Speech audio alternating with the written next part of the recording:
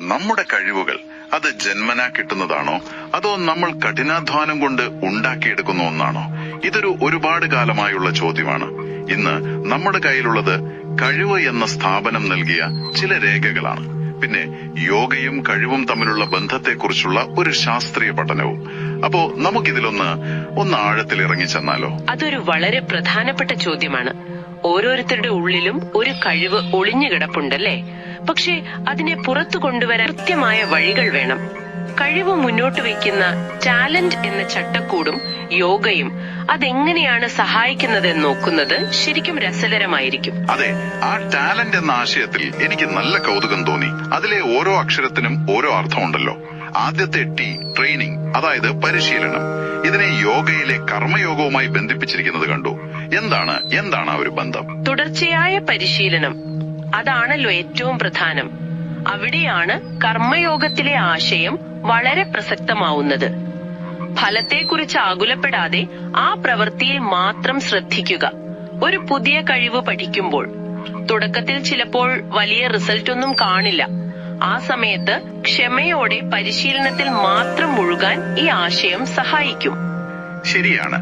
റിസൾട്ടിനെ പറ്റി മാത്രം ചിന്തിച്ചാൽ ചിലപ്പോൾ പകുതിക്ക് വെച്ച് നിർത്തിപ്പോകാൻ സാധ്യതയുണ്ട്. ഓക്കെ, അപ്പോ അടുത്തത് എ ഫോർ അവയർനെസ്, സ്വയം അവബോധം. സ്വന്തം കഴിവ് തിരിച്ചറിയുക എന്ന് വായിക്കാൻ എളുപ്പമാണ്. പക്ഷേ പ്രായോഗികമായി ഇതെങ്ങനെ ചെയ്യും? പലർക്കും എന്താണ് തങ്ങളുടെ യഥാർത്ഥ കഴിവ് എന്ന് പോലും അറിയില്ലല്ലോ. ഈ ആശയത്തെ രാജയോഗവുമായി എങ്ങനെയാണ് ഇവർ ബന്ധിപ്പിക്കുന്നത്? അതൊരു നല്ല പോയിന്റാണ്. രാജയോഗം എന്ന് പറഞ്ഞാൽ മനസ്സിനെ നിയന്ത്രിക്കുന്ന മെഡിറ്റേഷനൊക്കെ പ്രാധാന്യം നൽകുന്ന ഒരു വഴിയാണല്ലോ. സ്വന്തം കഴിവ് തിരിച്ചറിയാൻ ആദ്യം നമ്മുടെ മനസ്സ് ശാന്തമാകണം. പുറത്തുള്ള ബഹളങ്ങളിൽ നിന്നും നമ്മുടെ ചിന്തകളിൽ നിന്നും ഒന്ന് മാറി നിന്ന് ഉള്ളിലേക്ക് നോക്കുമ്പോഴാണ്. അപ്പോഴാണ് നമ്മുടെ ശക്തിയും ദൗർബല്യവും ഒക്കെ വ്യക്തമായി കാണാൻ സാധിക്കുക. രാജയോഗം ആ ഒരു ശാന്തത നൽകുന്നു. ഈ ടാലന്റ് ചട്ടക്കൂടും യോഗയുടെ വഴികളും തമ്മിൽ ബന്ധിപ്പിക്കുന്നത് കേൾക്കാൻ രസമുണ്ട്. പക്ഷെ ഇതൊക്കെ കുറച്ച് ഫിലോസഫിക്കൽ അല്ലേ? യോഗ ചെയ്യുന്നത് കൊണ്ട് നമ്മുടെ തലച്ചോറില് ഭൗതികമായി എന്തെങ്കിലും മാറ്റങ്ങൾ സംഭവിക്കുന്നുണ്ടോ? നിങ്ങളുടെ കയ്യിലുള്ള ആ ശാസ്ത്രീയ പഠനത്തിൽ എന്താണ് അതിനെപ്പറ്റി കൃത്യമായി പറയുന്നത്? തീർച്ചയായും ഉണ്ട്. അതാണ് ഏറ്റവും പ്രധാനപ്പെട്ട കാര്യം. യോഗയുടെ ഫലങ്ങൾ ന്യൂറോ സയൻസ് പഠനങ്ങൾ ശരിവെക്കുന്നുണ്ട്.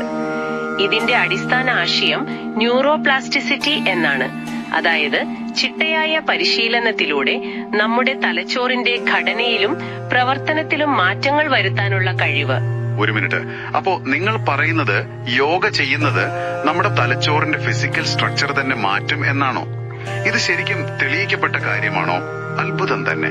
അതെ, നമ്മുടെ തലച്ചോറിനെ ഒരു മസിൽ പോലെ കാണാമെങ്കിൽ യോഗ ചെയ്യുന്നത് ഓർമ്മയെ നിയന്ത്രിക്കുന്ന ഭാഗത്തിനും, അതായത് ഹിപ്പോകാമ്പസ്, പിന്നെ തീരുമാനങ്ങൾ എടുക്കാൻ സഹായിക്കുന്ന പ്രീഫ്രോണ്ടൽ കോർട്ടെക്സിനും അതിനൊക്കെ നല്ലൊരു വർക്കൗട്ട് കൊടുക്കുന്നത് പോലെയാണ്.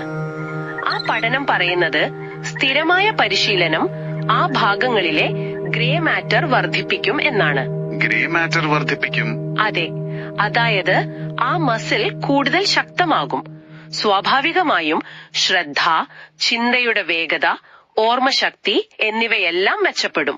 ഇത് കേൾക്കുമ്പോൾ തന്നെ ഒരു ആവേശം തോന്നുന്നു.